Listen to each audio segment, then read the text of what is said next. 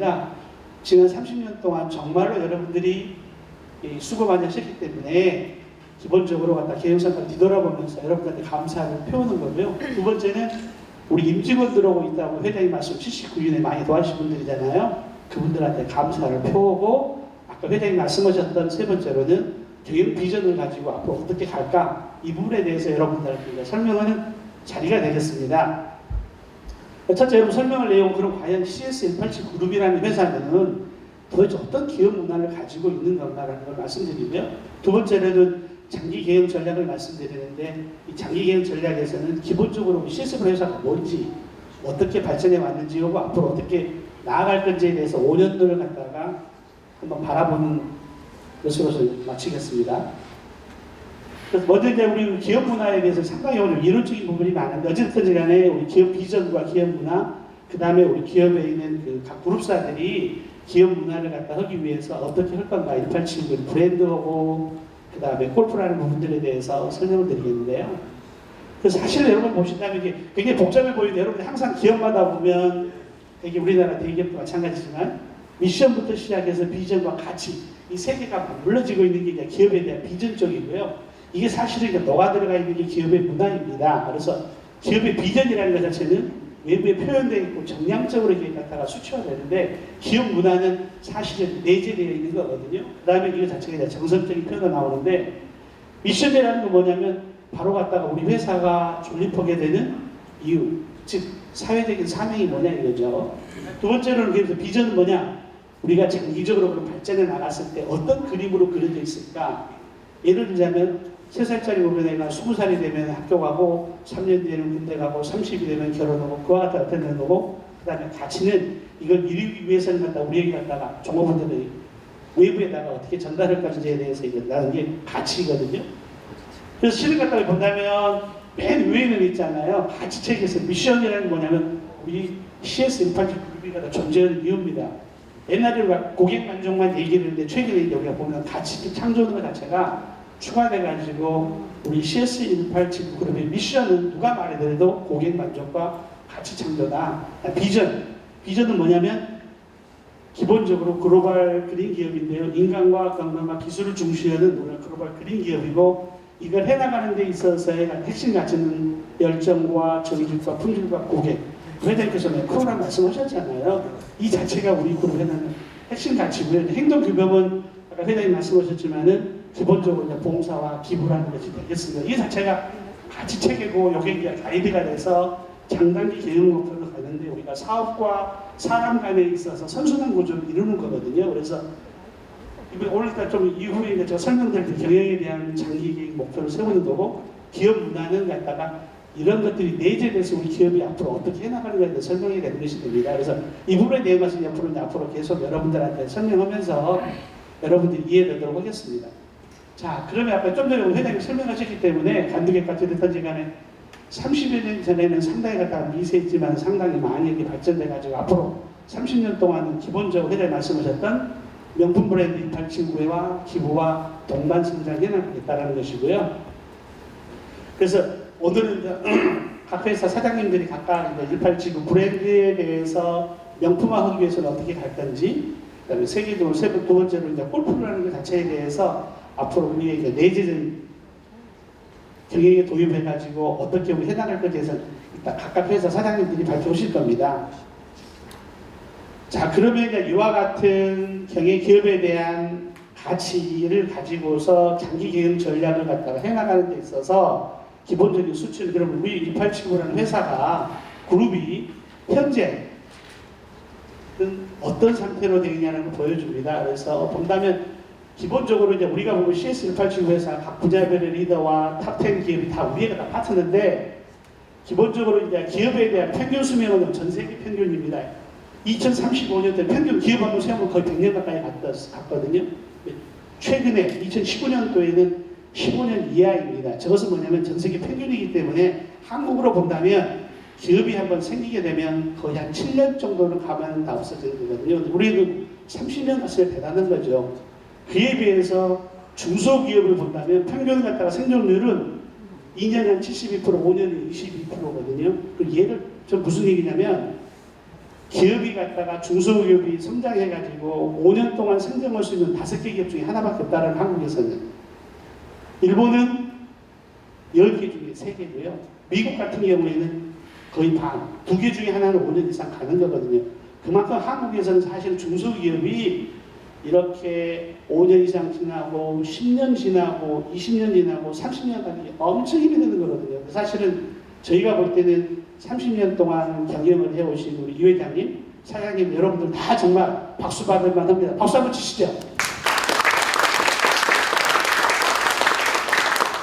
그래서 이제 반갑은 여러분들 아시다시피 저희 회사는 대한민국의 식품기업 탑10 전부 다 저희 고객입니다.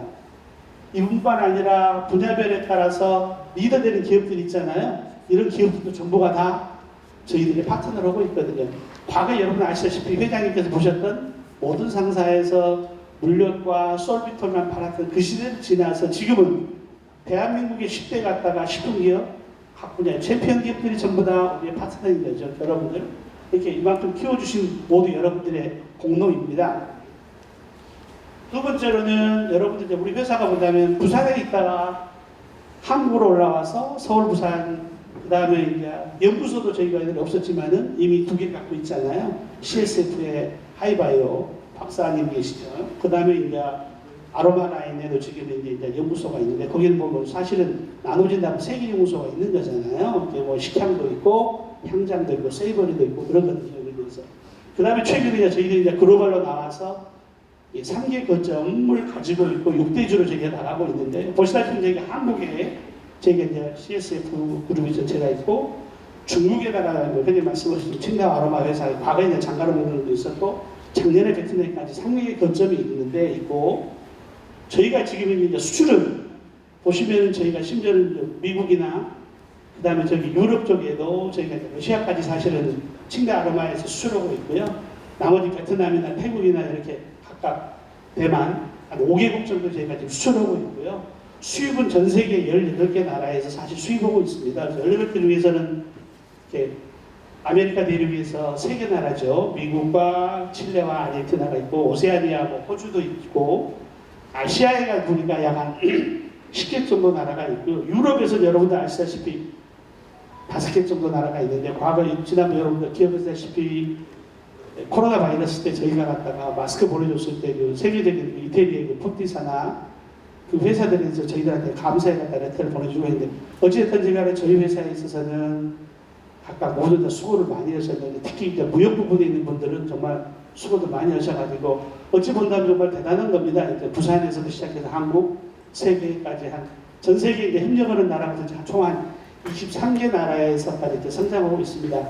앞으로 한 5년 내지 10년 뒤에는 저희가 수출하는 나라가 한 10개로 되겠고 수입도 자체도 본다면 늘어나서 뭐 한 30 낼 수도 있을 것 같습니다.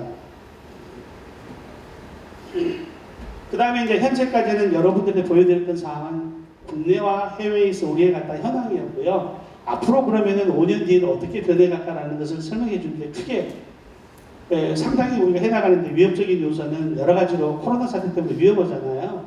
보게 되면은 여기 쭉 보이다시피 이제 국제협력이 축소되고 이런 부분들이 상당히 어려워지는 게 저쪽에 그림이 다양하게 나와 있고 그 다음에 언택트 시대가 돼가지고 비대면 마케팅이다 보니까 이제 코로나 사태 이후에 닐슨에서 조사를 했다 보니까 매장에서 식사하는 비율이 과거에는 2번 중에 1명 정도 지금은 거의 한 20분, 10명 중에 2명밖에 외부 매장에 식사를 안 한다는 거거든요. 두 번째, 배달 음식 비중은 옛날에는 한 10명 중에 3명, 지금 한 10건 정도 들어오면 그 중에 한 3건이면 지금 거의 반 정도가 지금 배달 음식인 거거든요. 그 다음에 배달 위험률 같은 게 엄청나게 늘어나고 있는 이 자체가 어찌 보면 아직 저희가 회장님 매번 강조해서 지금 이제 SNS 쪽에 직원들을 많이 채우고 있지만 아직은 저희가 약한 부분입니다. 그에 비해서 이제 사실 식품산업은 상당히 그러고 지금 코로나 특수 때문에 왜 갖다 코로나 바이러스가 골프장에 잘 안 간지는 모르겠어요. 최근에 한 2-3군데밖에 안 나타나고 있고 세 번째는 주류 배달이나 와인 같은 경우는 배달자가 있다는 것. 아래쪽에는 우리의 이야기 강점과 약점인데 그룹의 어떤 문화 사업에 아직은 경쟁력이 좀 뒤져 있다는 것 그런 부분이 기술이 필요하고 그에 비해서 이제 사실은 우리 회사 아까 보셨잖아요. 대한민국의 10대 메이저 식품기업하고 각 분야별의 넘버원 되는 게 모두가 우리의 파트너거든요. 두 번째로는 식품 쪽에 있어서는 아까 뭐 우리 유 회장님을 아시는지 CSF를 아시는지 아로마를 아는지 대부분 많은 사람들이 알고 있습니다. 그 다음에 세 번째로 네트워크 자체는 상당히 강하게 되어 있잖아요. 이런 부분들이 앞으로 우리가 한 5년 동안 경영을 해나가는 데 있어서의 어떤 내외적인 요인들이 되겠습니다. 좋은 설명 지나가겠고, 그래서 이걸 가지고서 내 경영 전략을 본다면 크게 어떤 기회와 강점을 가지고서 우리가 기대했던지 간에 신규 사업에 대해서는 적극적으로 해야 되겠다. 뭐 원두나 분말 이런 쪽에 와인. 그다음에 최근에 보니까 이제 베트남에 나와가지고 이제 연육 같은 경우, 뭐 새우 같은 경우도 수입을 해가지고 하는 것도 많죠. 그 다음에 약점 같은 게 우리가 볼 때는 이제 기술을 좀 높이고 신규 공장에 참고를 해야 되는 것. 특히 골프 사업에 대해서는 뭐 김성만도 뭐 가있지만 회장님이 갖다가 열심히 투자하고 있지만 자생력을 확보할 수 있도록 해야 되겠고, 그 다음에 위협적인 강점 쪽에서는 우리가 볼 때는 B2C 쪽에는 정말 온라인 이런 쪽에는 많이 해야 되고, 앞으로 마지막 부정적이고 내부적으로 약점을 가지고 볼 때는 어찌됐든 제가 우리가 자금, 아마 여러분들이 모르긴 몰라도 상반기 때보다는 하반기 때 경영이 굉장히 어려울 겁니다. 지금 현재는 저희들이 있잖아요. 기본적으로 거의 앞에 주사 맞아가지고 약간의 좋아지는 건데, 제가 볼 때는 하반기는 굉장히 어렵기 때문에 아마 재무 쪽에 계시는 분들, 관리 쪽에 계신 분들이 자금에 대한 사항들에 대해서는 좀 더 신경을 많이 쓰셔가지고 해야 될 것 같다. 왜냐하면 그러다 보면 뭐 여러 가지 기회도 있겠지만 위험 요인이 상당히 많기 때문에 또 우리가 손익 관리도 잘해야 되는 그런 부분이 있겠습니다.